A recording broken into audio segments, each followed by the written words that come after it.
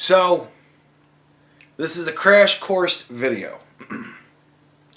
I didn't really dig too deep into this because it's all very much right on the surface. There's deeper points to it, but for somebody who's as well versed in all of this as I have become over the years, it's all pretty on the surface for me. Like, it doesn't go, it can go deep for people who don't pay attention to it like I do, but for me, it's all right on the fucking surface. Same old show, same old situation, right? So, we're talking about the Rewired soul, Trisha Paytas. Holy shit. The Rewired soul, from what I have gathered from going to his channel myself and watching some of his videos, he seems to be a guy who is a armchair psychiatrist. Right? He talks a lot about mental health. He tries to help people out with mental health with the knowledge that he has. He admits who and what he is. He admits that he is not, a doctor. He's not a professional. He does this because he worked in a addiction aid center for a while. And he's gone through problems himself, from what I understand. And he wants to help people. It seems to me, from everything I've seen, that is what he is legitimately trying to do. But, being smart in a way, he's going with examples that a large portion of people can relate to. Because it's things that are popular, things that are popular on YouTube, and things that are popular in the news, and, stuff like that. So, Logan Paul films a dead body in the woods. He does a video on it saying, this is why Logan Paul's kind of fucked in the head. But he doesn't say it like that. He's, better than that. He does kind of the same thing that I do with a more of an attempt to be professional about it than I would ever bother to put into it. I'm more in your face, fuck it. And he's more, this is actually what's going on here, like that. But we pretty much do the same type of thing. We give an outsider's perspective and try and break down what's going on in this situation that is driving this particular piece of content. Right? I think that's a pretty fair assessment. Now, in doing that, one of the things that's very popular, and coincidentally enough, and it's exactly the place where you find the most mental illness, is with the people who do commentary. And, like that, the drama channels and stuff like that. Big time stuff on YouTube. And a lot of mentally ill people. And fuck you. I don't care who you are. Really? You're going to argue that point with me? That's where you find the most mentally ill people. The drama community. That you kind of have to be a little bit mentally ill to just take part in it. Like, you've got to be kind of fucked up to want to have your problems in your life broadcast to the world so that you can then be judged for it, so that you can then feel like a victim for being judged for broadcasting your problems to the world. There's a little something there. Like, all of us kind of have a little something there for doing what we do at all. Like, I got a pretty big ego to think that my fucking opinion on anything actually matters, or that I'm even close to correct. But I still throw my shit out there, and I get very good ratios. So, what do you want from me? I can actually use my like-to-dislike ratio to figure out when I've gone wrong somewhere. Because I have yet to reach the level where people just hate me just to hate me. Anyways, moving on. So he I'm guessing, I haven't seen the video because it's not up, but I'm guessing that he kind of broke down Trisha Paytas' mental state and psychology and whatnot. Now, I used to tell people, because I was stupid and wanted to brag, I used to tell people that I had studied a little psychology on my own, and that I knew some shit, right? I used to tell people that, and then they would go, well, what do you think about me? Break me down psychologically. And I'd go, no. I was at least smart enough to go, no, I'm not going to do that. And they go, why not? And I go, because if you ask me to tell you what's up with somebody else, in my opinion, I'd be far more likely to agree to do that than I would be to break you down to your face. Because you're not going to like whatever it is I have to say, because you're going to hope that I'm going to say, oh, you're perfectly well-rounded, but guess what? You're not. So, and neither am I, and neither is anybody else. Everybody's got some sort of goofy fucking thing about them.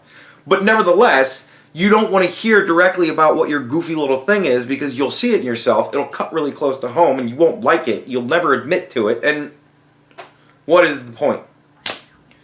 So, you know, I was smart enough to at least not do that dumb shit, because I had thought that through. But this guy, he started being a YouTuber, blew up pretty quick, from what I understand. He hit the 1,000 to 100,000 snowball, right? So he got big quick, and that's always bad. Not always. Most of the time it's bad, because people don't know how to handle it, because they haven't gone through the trenches. They haven't earned that sort of position. It's been thrust upon them, right?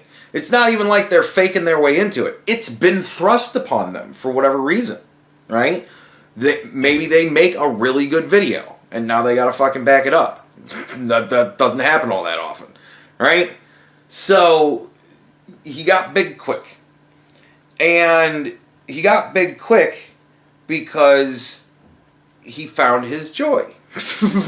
You know what I mean? He found his person that he picked on that got attention.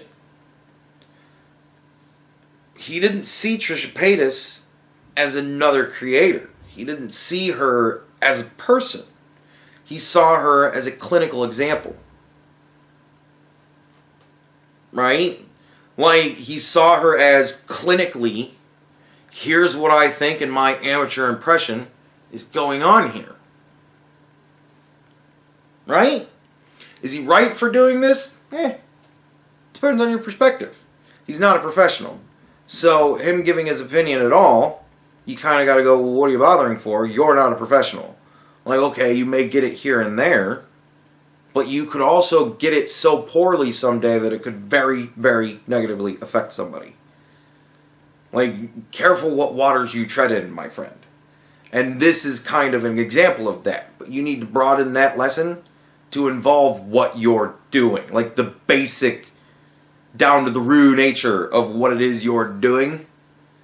Because you're dealing with mental health.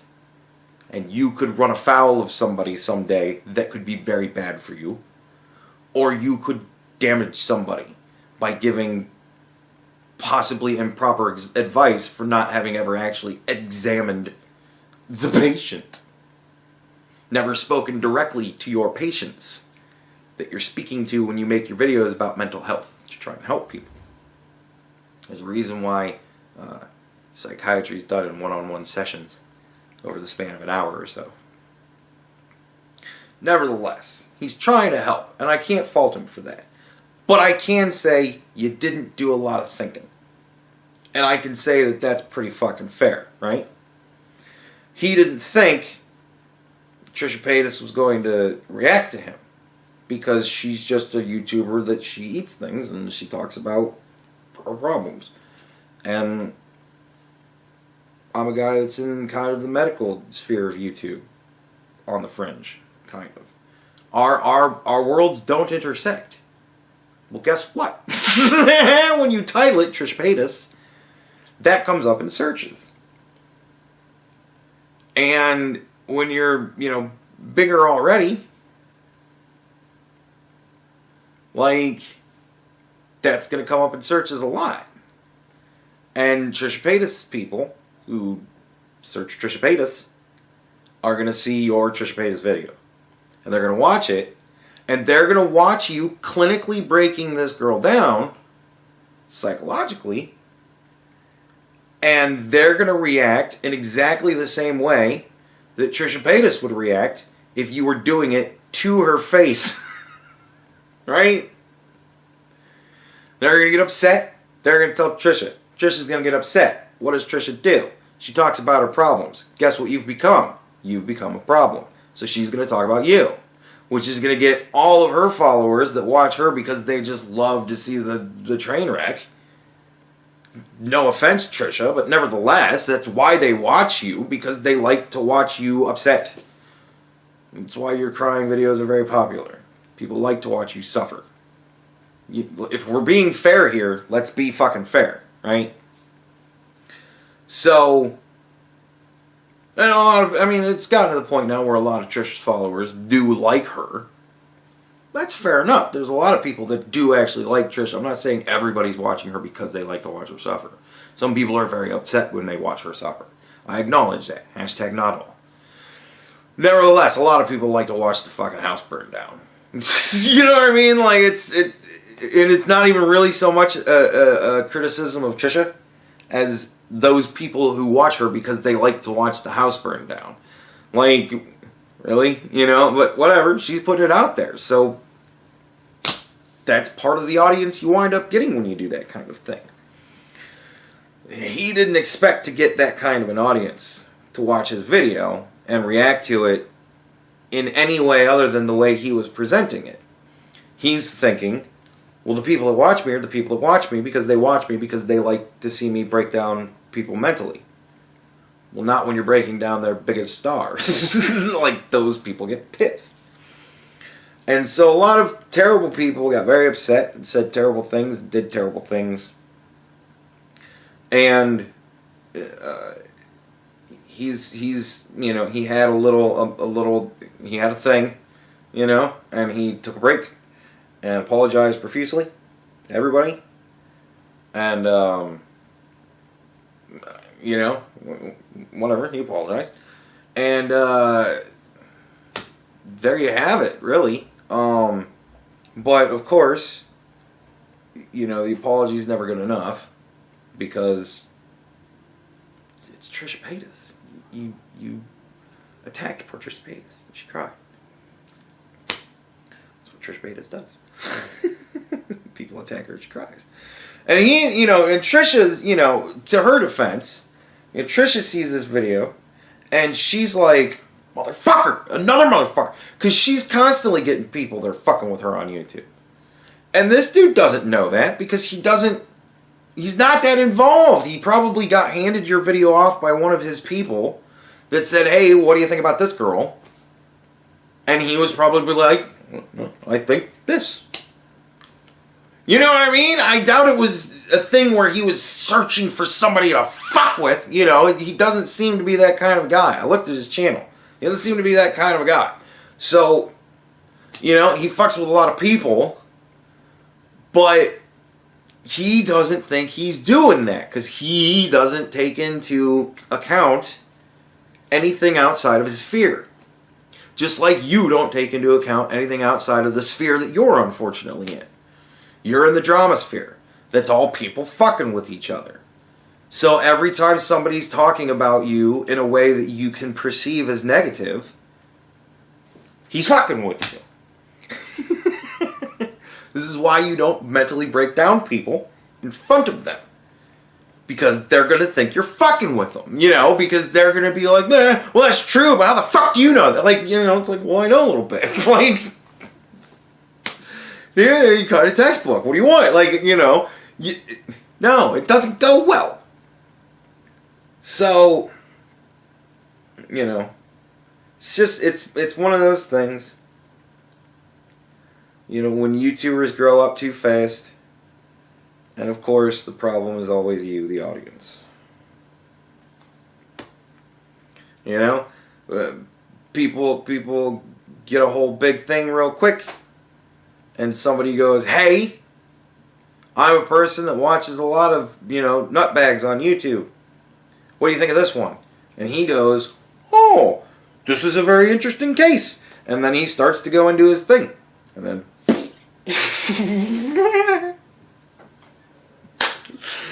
because the problem is the audience. The audience fucking wants to be part of the show. So they gotta make sure that they, you know, they earn their spot in the light. And the way you do that is by being the most vile. Because that's what stands out. Because 95% of people that comment on YouTube are generally pretty chill. It's about 5% of them that are just so awful that anything they say is exactly what gets put up on TV every time they show the worst of the worst. Because that's what they are, the worst of the worst. And some of them do it for fun, some of them do it because they're fucked up. But nevertheless, there it is. You know, I can't wait to get my shit for this. Because I enjoy this sort of thing. Because I'm sitting here going, did you watch the video at all? Look, every comment that I'm going to get, I'm going to probably reply with, well, did you actually watch my video? Because I said you were going to do this in the video. Whatever. So, yeah, but, I'm old. I'm an old man. I've you know, I've been in this shit.